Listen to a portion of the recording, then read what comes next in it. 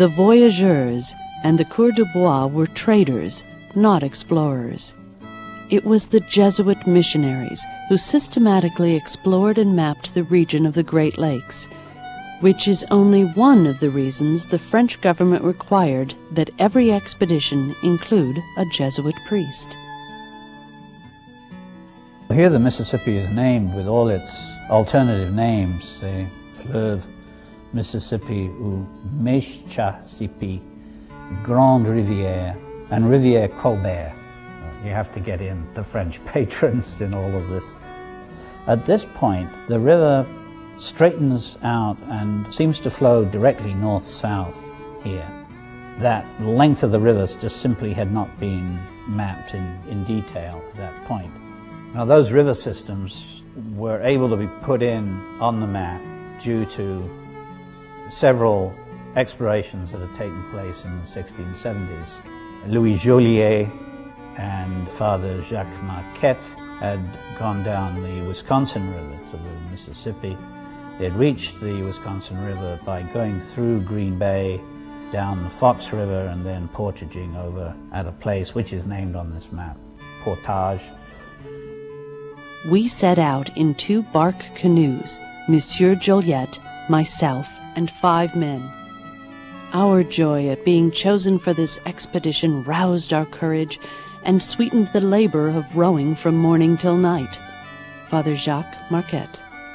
The explorations were sent out by decree, obviously, and were charged with keeping notebooks and making sketch maps that would then go back to Paris, the office of the royal geographer.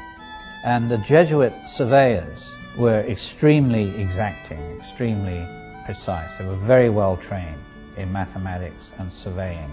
That was part of the Jesuit order. They were trained to make maps.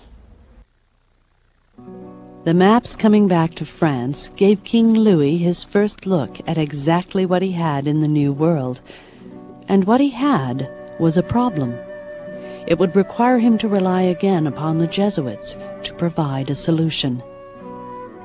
The full navigation of the Mississippi to the Gulf doesn't happen until the 1680s, but it's a long way down. And the French population of their empire was going to be terribly small, given the geographic scope of the whole interior of North America, from Quebec to New Orleans. Maybe 60,000 French for that entire area. So very early on in the 17th century, they recognized that the Indian population would have to constitute the society, and certainly the military society of their empire. And the key to creating this French population was essentially to Christianize it. So the Jesuits, the whole missionary activity was seen as an instrument of government policy. That gave the Jesuits a lot of leverage, even apart from the fact that they had contacts and clout back in France. I think what happened is that the Jesuits had all the schools and they were the educators in France, so that they probably taught almost all the leaders in France at that time.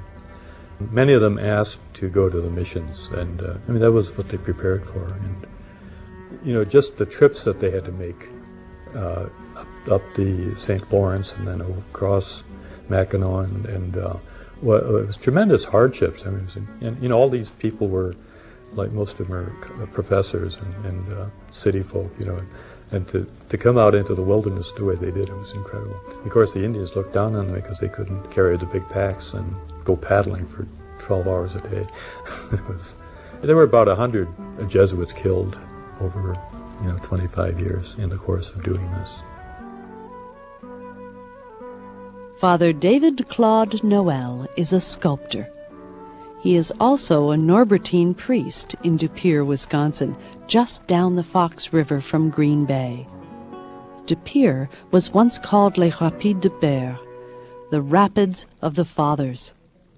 The rapids in De Pere were a major fishing ground for the Indians, and there were about 6 tribes in the area. This was the main route then from Green Bay down the Fox River to the Mississippi. So a lot of traffic went through here, the coureurs de bois and all the travelers. So I wanted to do a monument in De Pere because it's such an important historical spot in Wisconsin and nobody knows about it. I want to do 3 12-foot statues, one of Claude Alloway and one of Nicholas Perot, and then one of the Indians. I happened to be reading a 3-volume work called Pioneer Priests in America, and it mentioned Alloway, and I probably the first time I really read anything about him. He was part of a large movement from France. There were many of the Jesuits came here to the Great Lakes. I'm writing about 57 biographies, and I want to put them on the wall around the monument. It's a 60-foot circle. Alloway was about 49 when he came to Green Bay, and this is simply a sketch of what a 12-foot statue might be. I've focused on Alloway with a dog because in his journal he talks about going up the Fox and Wolf River and then coming back by land, and one of the Indians, it was impolite to ask directly a question like that, so the Indian asked the dog about the trip, and of course Alloway had to answer, and so that's why I knew he had a dog.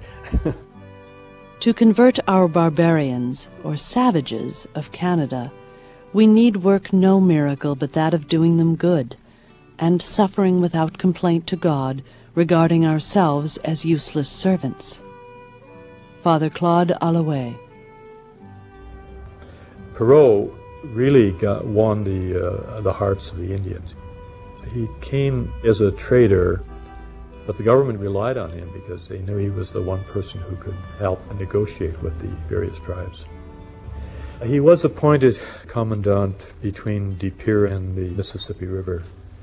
I had to decide whether to put him in a military uniform or as a trader, and because a lot of his fortune was wrapped up in furs, I decided to have him standing on a stack of furs and holding a fur. Actually, I had to buy some beaver skins to do this because I didn't know what they looked like.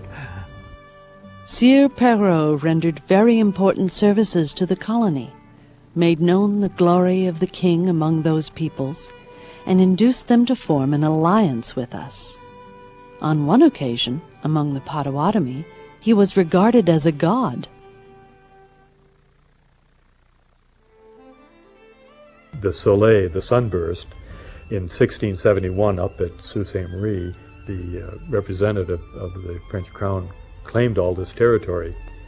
De Pere was part of that, and I wanted the Soleil to represent Louis XIV, the Sun King. But I derived the Soleil from the monstrance. As Catholics, we believe that the bread and wine is changed into the body of Christ.